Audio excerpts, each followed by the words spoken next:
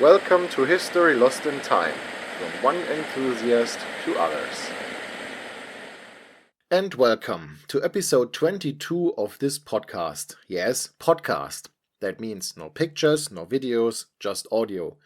It seems I have to mention that from time to time, especially when I see in my YouTube statistics how many people stop the episode within the first minute. A problem that doesn't exist on podcasting platforms. Why this topic today? In this episode, I will talk about radio broadcasting in the Third Reich during the war with the focus on other countries. I will discuss what kind of radio broadcasting policy was implemented in German-occupied territory and end with a short analysis. In the next radio history episode, I will talk exclusively about German language content from the Allies USA, Great Britain and Soviet Union. Political background and commentary. No agenda from my side. The sources. Radio unterm Hakenkreuz von 1933 bis 1945, die Geschichte des Rundfunks in Deutschland. Translation: Radio under the Swastika from 1933 to 1945, The History of Radio Broadcasting in Germany. Published by Hans Sarkowitsch, Production Hessischer Rundfunk 2004. To anyone who wishes to know more, I really recommend this 2-CD box. Rundfunk in Deutschland, herausgegeben von Hans Bausch, Band 2, Ansgar Diller. Rundfunk Politik im Dritten Reich. Translation: Radio Broadcasting in Germany, published by Hans Bausch, Volume 2 by Ansgar Diller, Radio Broadcasting Politics in the Third Reich. Published by Deutscher Taschenbuchverlag München, 1980. Probably the standard work when it comes to radio broadcasting in this era. Geheime Sender, Translation: Secret Radio Stations. Published by Hans Sarkowitsch, Production Hessischer Rundfunk and Deutsches Rundfunkarchiv, 2016. To anyone who wishes to know a lot more, I really recommend this 8-CD box. It includes a lot of original audio snippets from this time. The Radio Politics book of Ansgar Diller discusses 4 German-occupied territories in detail: Czechoslovakia, Poland, Norway and the Netherlands. However, what we get from these 4 territories can easily be transferred to all others, since the policy was fairly similar, only the timelines were different. After Czechoslovakia had been destroyed in 2 steps, autumn 1938 and March 1939, there were 3 zones on the territory of this no longer existing state. The Sudetenland, which was now part of Germany and therefore listened to the normal Reich radio broadcasts, Slovakia, which was an autonomous state, and the Protectorate of Bohemia and Moravia, which seemed to be autonomous but actually wasn't. While there was still some sort of Czech government, it had to report to a German occupation authority and lost more and more power over time. In Slovakia, there was an independent broadcasting service, and part of that was a small German hour program with a length of 45 to 75 minutes per day. The Czechs kept their own autonomous radio service, although it was now censored and under German authority. There was still Czech language content, but the target audience of that radio service was the German population of the Protectorate, not the Czechs. Most of the program was taken from the normal Greater German broadcasting. Both the occupation authority and the Wehrmacht heavily influenced the content of the broadcasts. As a result of that, the Czechs tuned in foreign radio stations, despite that being illegal. In order to improve reception, the Czechs installed lots of high antennas which allowed them to receive both Radio Moscow and the Czech service of the BBC. The Germans only started to act against that by the middle of 1941. This was triggered by the widespread use of propaganda slogans that originated from these radio stations, but also by the transfer of SS Obergruppenführer Reinhard Heydrich to the Protectorate. He was a lot more brutal than the actual head of the occupation authority, Konstantin von Neurath, and he was responsible for several crimes against humanity. As collective punishment, Heydrich confiscated 15,000 radios in January of 1942. However, he didn't confiscate all radio devices in the Protectorate. In March 1943, the Germans ordered all shortwave components to be removed from all radio devices. People who disobeyed this risked prison and the death penalty.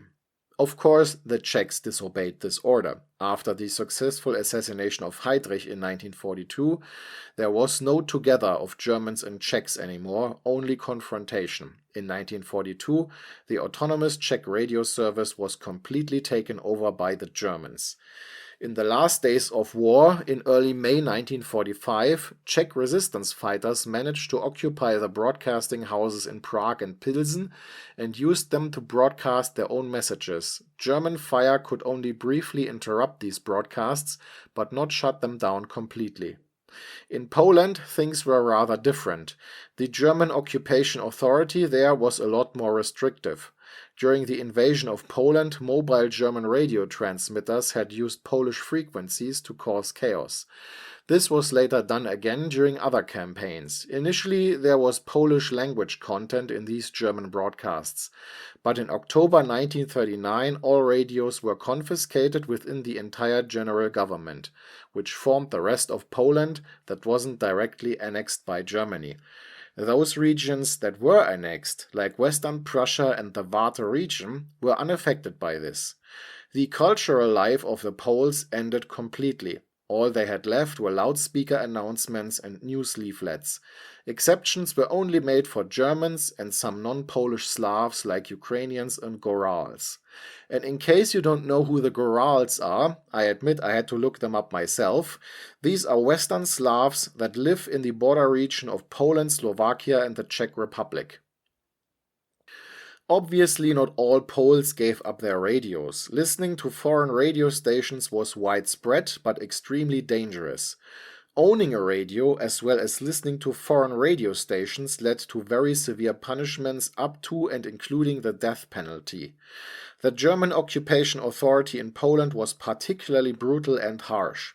Starting in 1940, there were a few exception rulings for Poles. According to these, Poles could request an exception ruling so that they could legally own a radio, however, barely anyone applied.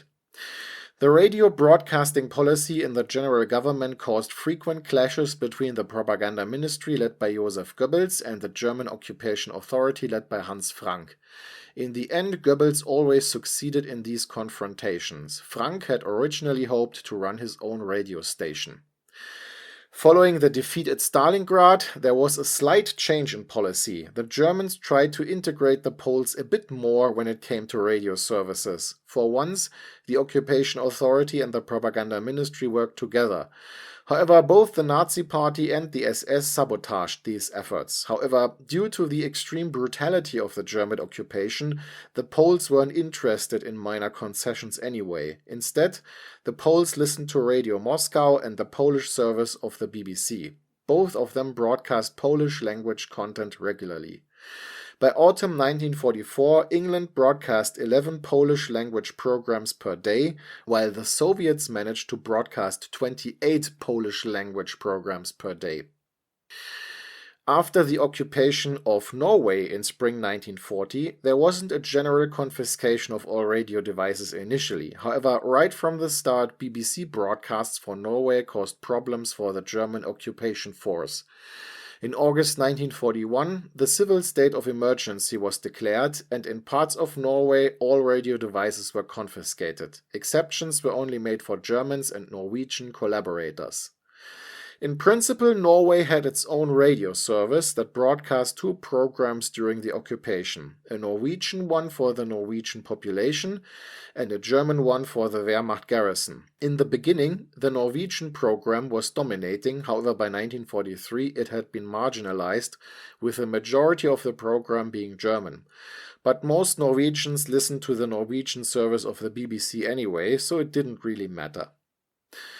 One of the reasons for the violation of Dutch neutrality was alleged violations of neutrality by the Dutch radio services. Since the Netherlands were neutral, Germany needed some kind of justification for the invasion.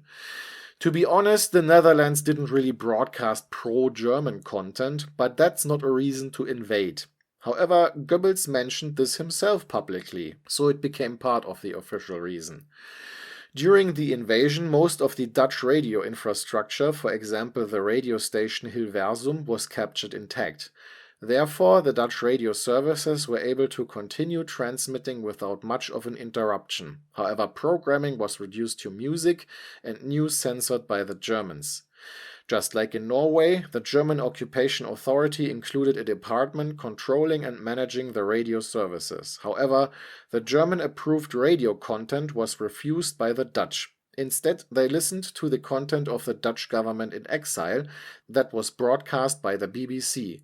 German propaganda campaigns basically had no effect. Punishments didn't make a difference either. After the Dutch population had partially been on strike in 1943, the SS insisted on a general confiscation of radio devices. Exceptions were only made for Germans and Dutch collaborators. Finishing words.